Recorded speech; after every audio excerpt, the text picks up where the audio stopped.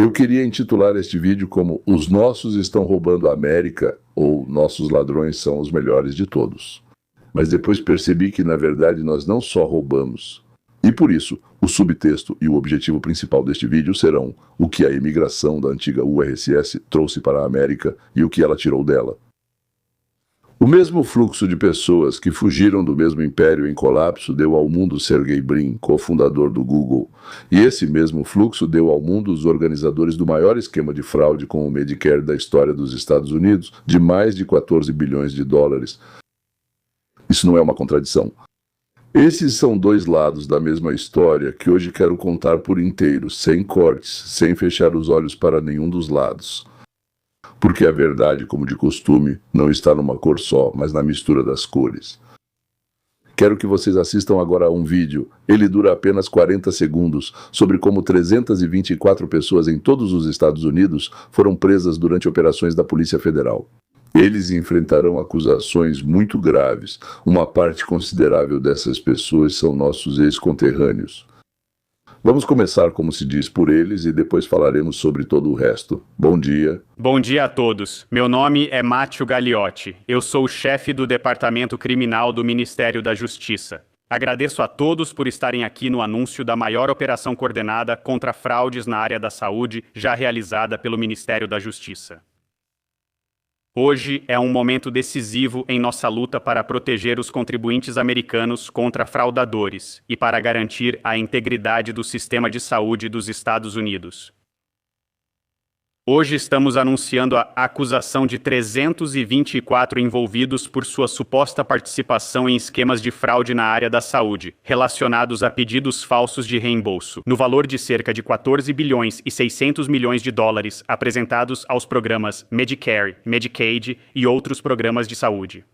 Um pouco mais tarde vou contar a vocês a história de uma escritora russa que emigrou de Petersburgo há quase 100 anos, cujo nome hoje é conhecido. Eu não sei. Por todo americano interessado nas ideias de liberdade em especial e que talvez surpreenda você pelo quanto está entrelaçada ao próprio tecido da identidade americana. Mas vamos por partes. A imigração da URSS do espaço pós-soviético para os Estados Unidos ocorreu, digamos assim, não em um único fluxo. Eu a dividiria em 3 ondas distintas. A primeira foi a imigração judaica ainda do Império Russo, do final do século XIX e início do século XX. Fugiam da zona de residência, dos pogroms, da pobreza, da impossibilidade de ascender, de conseguir uma vida normal. A segunda foi a imigração judaica dos anos 70 e 80, quando o governo soviético, sob pressão do Ocidente, começou a permitir a saída dos judeus impedidos de emigrar. Antes disso, só judeus, 50 mil. Houve o acordo do Kissinger sobre grãos, depois vieram mais e depois os impedidos de emigrar. Essas eram geralmente pessoas altamente educadas, engenheiros, médicos, músicos, enxadristas, que na União Soviética não tinham como ascender. Esse caminho era bloqueado pelo antissemitismo estatal. E a terceira onda em massa foi nos anos 90, após o colapso da URSS, quando as pessoas já emigravam não apenas por motivos étnicos ou ideológicos, mas principalmente por razões econômicas. Engenheiros, programadores, médicos, representantes de estruturas criminosas, sejamos honestos, que viram no caos da desintegração não uma tragédia, mas uma oportunidade. E é justamente essa diversidade, 3 ondas, diferentes motivações, diferentes camadas da sociedade. Eu pertenço à segunda, chamada de onda, se classificarmos dessa forma que eu apresentei. É justamente isso que explica o resultado final. A contradição do resultado final. Bem, vamos começar pelo lado positivo, e acredite, ele é enorme. Sergey Brin. Moscou. Nasceu em 1973, o pai dele é matemático. Não pôde defender o doutorado e ocupar um cargo compatível com seu talento e capacidades, apenas por ser judeu. A família emigrou para os Estados Unidos em 1979, quando Sergey tinha 6 anos. 2 décadas depois, ele já era formado em Stanford, junto com Larry Page. Fundou uma empresa que hoje é sinônimo da própria palavra buscar informação no Google. Vão lá e deem um Google, é o que nos dizem. Jan Koum, fundador do WhatsApp, nasceu em Kiev em 1976. Emigrou com a mãe para os Estados Unidos em 1992, eu acho, quando o sistema soviético já tinha desmoronado. Eles viviam com cupons de alimentação, em um apartamento modesto em Mountain View. 20 anos depois, o Facebook comprou a empresa dele por 19 bilhões de dólares. Max Levchin. Também nasceu em Kiev. Emigrou em 1991, praticamente no momento da dissolução da União Soviética. Ele se tornou cofundador do PayPal, uma empresa que, sem exagero, mudou a forma como o mundo inteiro faz pagamentos pela internet. Essa não é uma história aleatória ou isolada. É uma trajetória típica para toda uma geração. Fuga de um sistema que sufocava o talento para um país onde esse talento se tornou conversível em resultados reais. E a lista pode continuar. Agora, não apenas nomes da tecnologia. Mikhail Baryshnikov, um dançarino lendário. Garry Kasparov. Mila Kunis. Ela nasceu em Chernivtsi, emigrou em 1991, tornou-se uma das atrizes mais requisitadas de Hollywood. E claro, a música. Vladimir Horowitz. Mstislav Rostropovich. Mas se falarmos apenas das estrelas, isso é só a ponta do iceberg. Na minha opinião, a parte mais importante é o que a imigração soviética e pós-soviética trouxe para a América. Não são só gênios isolados, mas sim uma camada de classe média forte e instruída. Engenheiros que começaram a trabalhar como programadores no Vale do Silício muito antes disso se tornar moda. Médicos que, após refazerem exames e validarem seus diplomas, supriram a falta de profissionais de saúde em regiões inteiras do país. Cientistas que viraram professores em Princeton, Berkeley e MIT. As estatísticas dizem tudo. Os imigrantes oriundos da ex-URSS são um dos grupos de imigrantes mais instruídos da história da imigração americana. A proporção de pessoas com ensino superior entre eles é significativamente maior do que a média nacional. E isso não é uma abstração. São milhares de pequenos negócios, consultórios odontológicos, escritórios de contabilidade, startups de TI, restaurantes, ateliês, que foram fundados por quem? Por pessoas que chegaram com uma mala só, sem saber inglês, e depois de 10 anos se tornaram donos do próprio negócio. E o que eles faziam? Logo mandavam os filhos para as melhores universidades do país. Brighton Beach, Forest Hills, Summit Park Hills, Sun Hills, Sunny Isles Beach, na Flórida.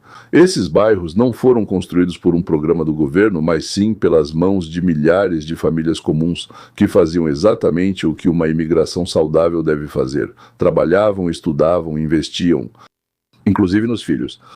Em uma geração já eram indistinguíveis de qualquer família americana de classe média.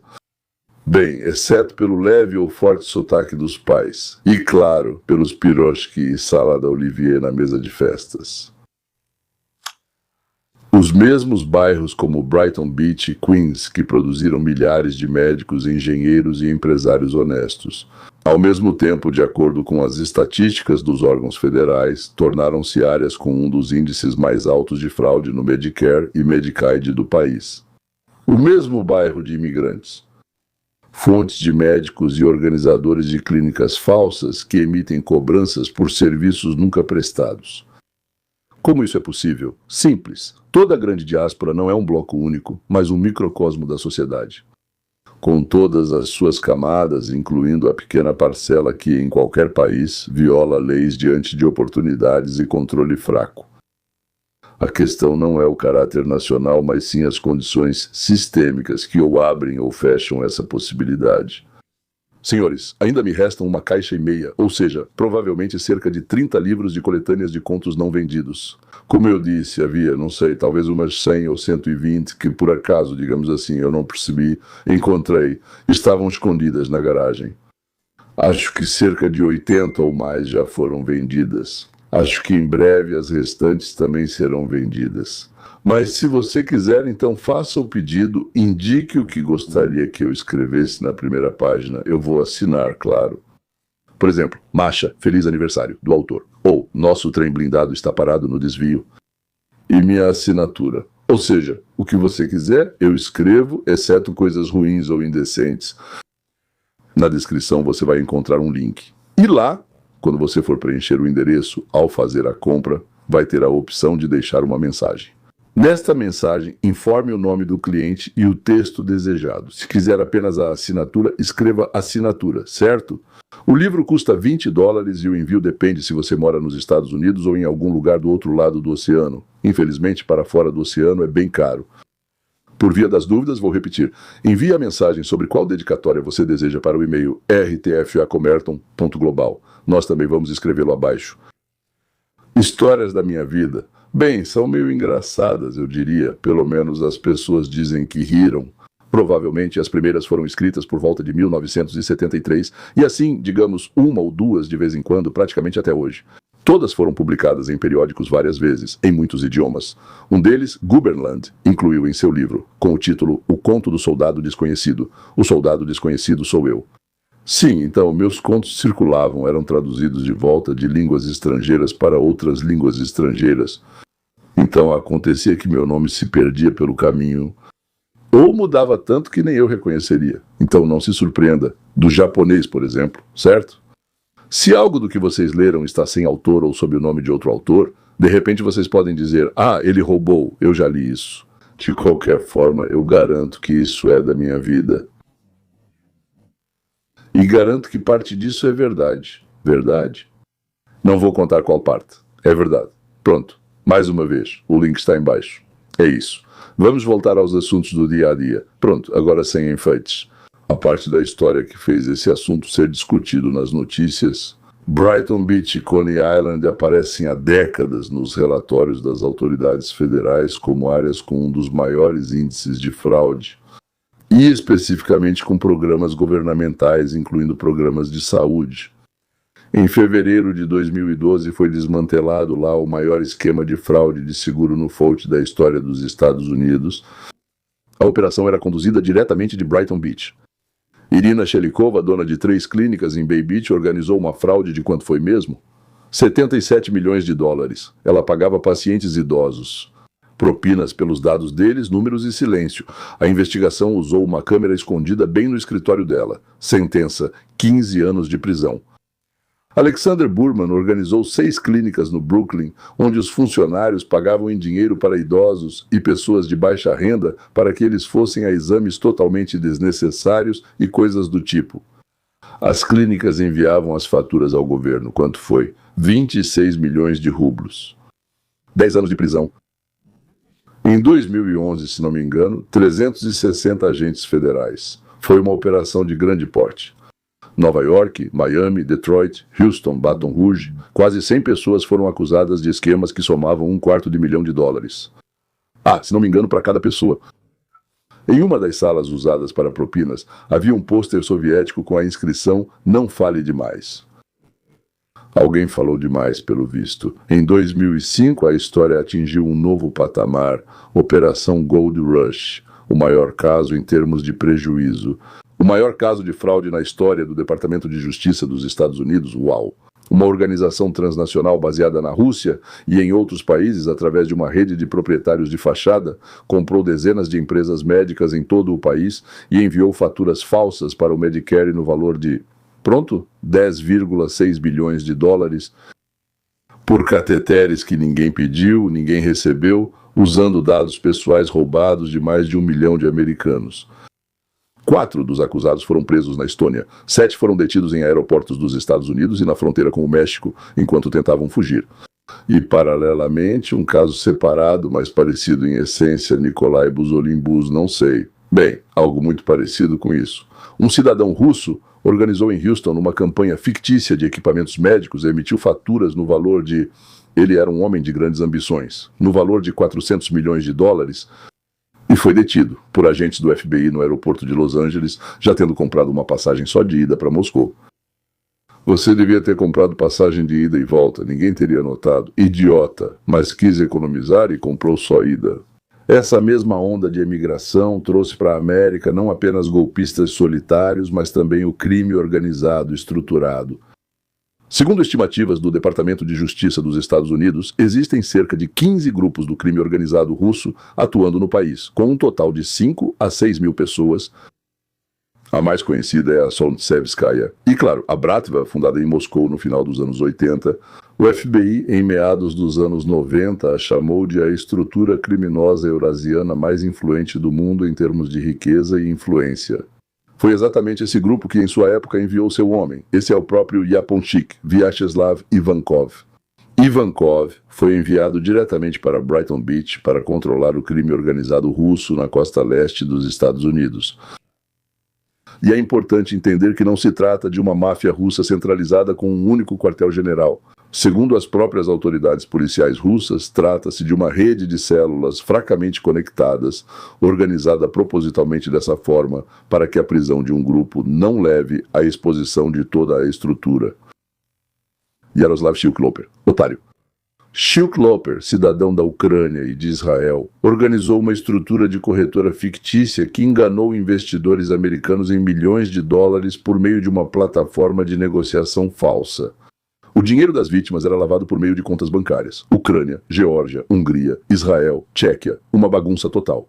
Oleg Oleinik e Alexander Yurchik, ambos cidadãos ucranianos, administravam uma rede de agências de recrutamento. Pelo que entendi, são empregos temporários.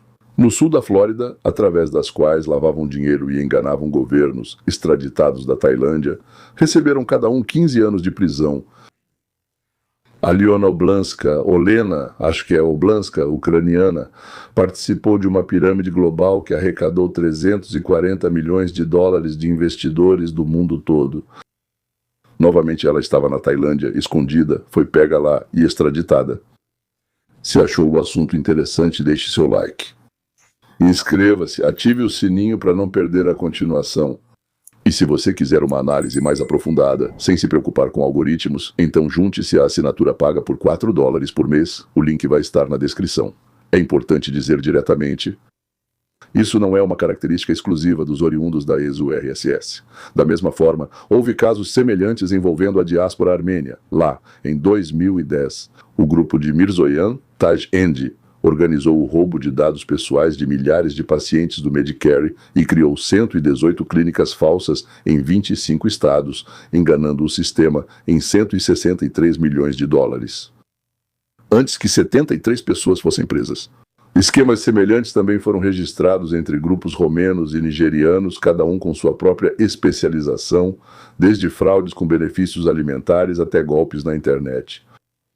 Qualquer grupo de milhões de pessoas, qualquer diáspora, inevitavelmente, inclui uma porcentagem de pessoas dispostas a usar a confiança, a barreira do idioma e a burocracia lenta do sistema estatal em seu próprio benefício.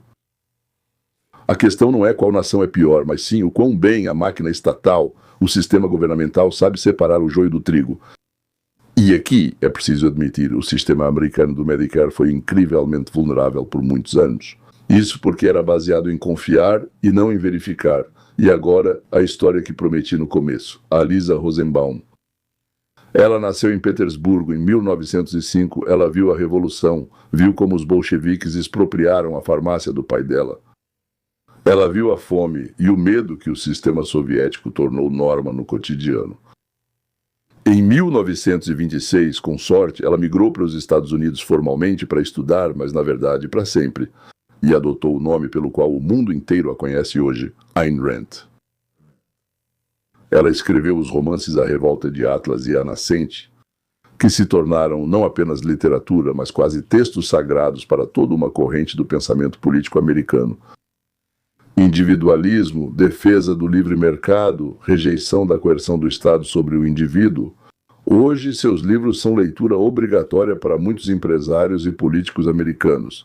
E ela mesma é provavelmente uma das pensadoras mais influentes do século XX. Nasceu na Rússia e foi moldada justamente pela experiência de fuga de um sistema elitista. Acho que essa é a melhor metáfora da nossa história. O trauma causado pelo sistema soviético. Em algumas pessoas, isso se transformava em astúcia criminosa. E em outras, se transformava em uma das mais poderosas defesas filosóficas da liberdade humana que a América já conheceu. Se formos honestos ao fazer um balanço, a resposta é óbvia. Para cada organizador de uma clínica falsa em Brighton Beach, há centenas, se não milhares, de médicos, engenheiros, cientistas, músicos e simplesmente gente trabalhadora, que chegaram com uma mala só e construíram uma vida normal, honesta e produtiva, dando aos seus filhos oportunidades com as quais eles nem sonhavam, e que eles mesmos nunca tiveram na União Soviética. As estatísticas criminais aparecem nas manchetes justamente porque são exceção, não regra. A maioria ordeira nunca vira notícia, simplesmente porque eles simplesmente vão trabalhar sem alarde e vivem suas vidas. É por isso que quero terminar nossa conversa falando sobre a luz e não sobre a sombra. A história da imigração da URSS para a América, apesar de todos os seus episódios sombrios, é uma das ilustrações mais convincentes de que a liberdade funciona. Coloque uma pessoa talentosa e sedenta por oportunidades em um sistema onde o esforço é convertido em resultado e não suprimido pela burocracia ou pelo medo, e em uma geração você terá Google, WhatsApp, PayPal, o balé mundial, o xadrez mundial e a filosofia, que até hoje inspiram milhões de pessoas a buscar a liberdade e não esmolas do Estado. Sim, em qualquer grande rio há lixo.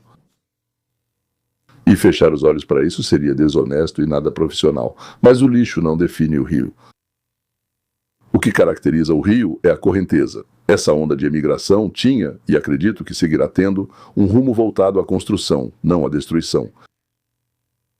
Se você quer entender mais profundamente não só as notícias, mas também as razões do que acontece no mundo e na nossa história comum, como diáspora de língua russa, então sim, inscreva-se no meu segundo canal, Roteiro para a Liberdade.